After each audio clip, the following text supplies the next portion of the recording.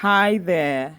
So, what would it take for you to become the most interesting speaker in the room?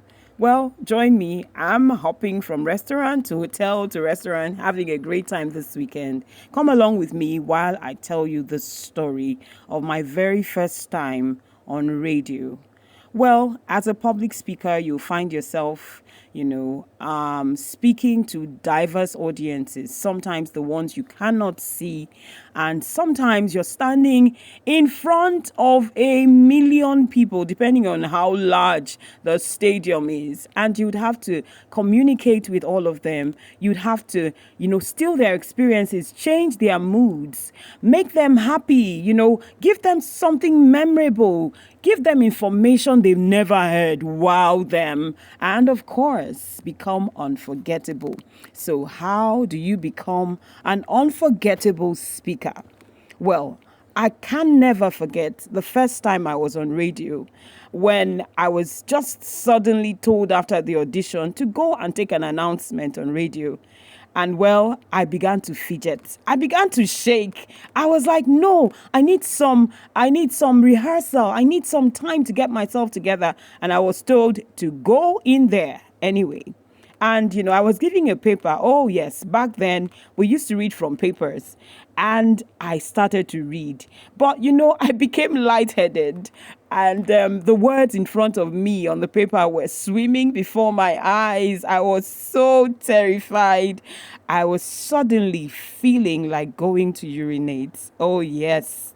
All right, it became compounded when I looked back and I saw the general manager of that particular station standing right behind me. And, I began to fidget. But somehow, I don't know how, I was able to, make my way through that experience. Ha! Well, did I lose that job? Oh, no, I didn't. That was the beginning of, almost 20 years in that particular state, where I cut my teeth as a broadcaster. And well, the thing that was unforgettable that day was that general manager was Auntie Ilemi Okuka, who was, if you are a Nigerian broadcaster, you would know Auntie Ilemi. And she said to me, never get distracted. A live show is a live show. The show must go on no matter what happens around you. Even though a bomb goes off around you, you'd have to pay attention. We were told stories of some of the greats, especially one story that stuck with me when somebody walked in and gave an obituary to the person who was reading the news. And as he read the news, he realized that it was his mother's obituary. Suddenly, he was told to announce that his mother has passed away. And you can imagine that experience. Well, so many, and I'll be telling you a lot more if you stay tuned. Please go and subscribe. And I will be putting you through on how to become the best version of a speaker that you can be. Let me give you a buzzword. Yes, your mind.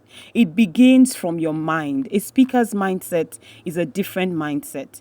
But before I go into that, let me continue. And I will be telling you a few tips of how you can become the best communicator, the best conversationalist, the best presenter, producer, connector, public speaker, whatever it is you choose to be, influencer. Oh, yes.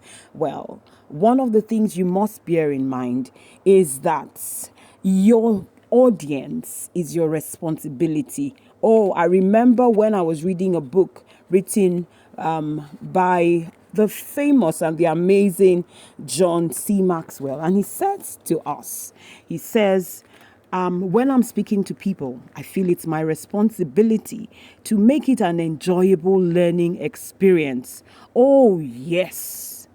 There are really no bad audiences. There are only bad speakers. And even those bad speakers, in future become some of the best speakers. So you can become the best speaker that you could ever imagine. Think of that person you admire. Is it your pastor? Is it, a politician? Is it an orator? Is it a poet? Think of that person and begin to listen closely. Watch what they do. Remember that once you stand in front of a microphone, whether it is your phone, whether it is a radio station or TV station, whether you are in front of 2 people or you're in front of 1,000 or 10,000 people in a stadium, remember that the responsibility of what they feel, of their emotions, of their mood, lies on you. So ask yourself, how can I capture their attention? What is necessary to make this speech memorable? How can I capture their attention and keep them till the very end with me? These are the questions you'll be asking yourself as you begin to go down your speech and as you begin to learn how to stand in front of people, how to command an audience. I remember the day, a fellow worker, we used to work in the same office, but I would say she didn't quite like me because she always, seized every opportunity to let me know I don't quite like you, without saying those words. Anyway, I'll tell you that story. If you have subscribed already, look forward to the next video. Don't forget to share this video and get more people with us. We love you. Thank you for staying. Bye-bye.